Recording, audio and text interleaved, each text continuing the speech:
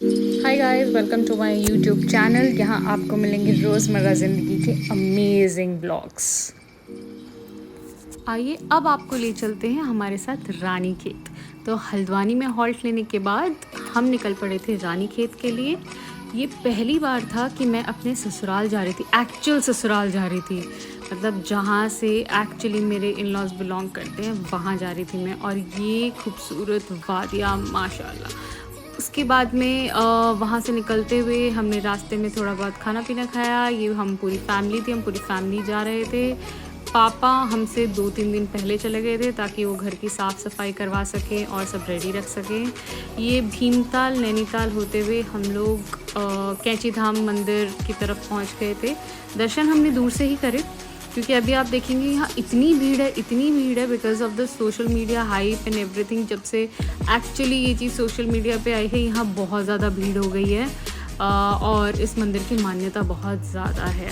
तो अगर आप इस बेंड से क्रॉस कर रहे हैं तो प्लीज़ प्लीज़ प्लीज़ पहले ही अपने लिए कुछ एक्स्ट्रा टाइम लेकर के आएँ।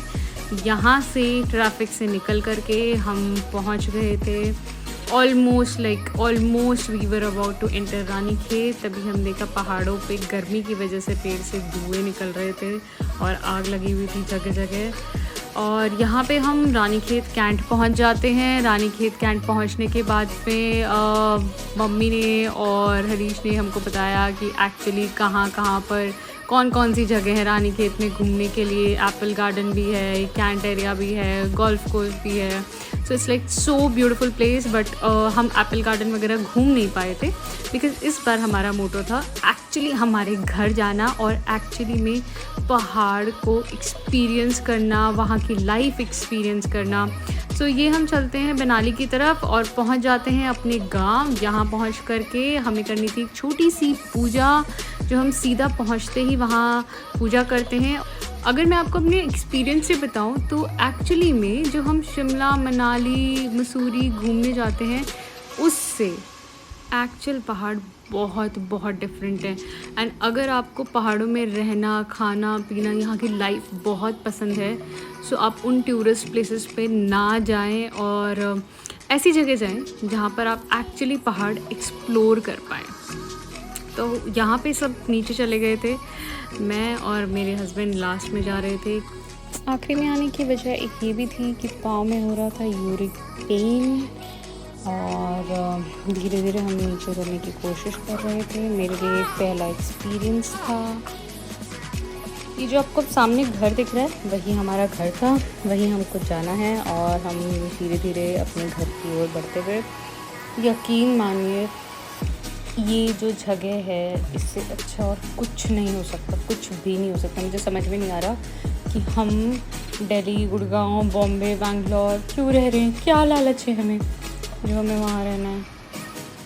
ये हम घर पहुँच चुके हैं और ये हमारे घर का फ्रंट व्यू है।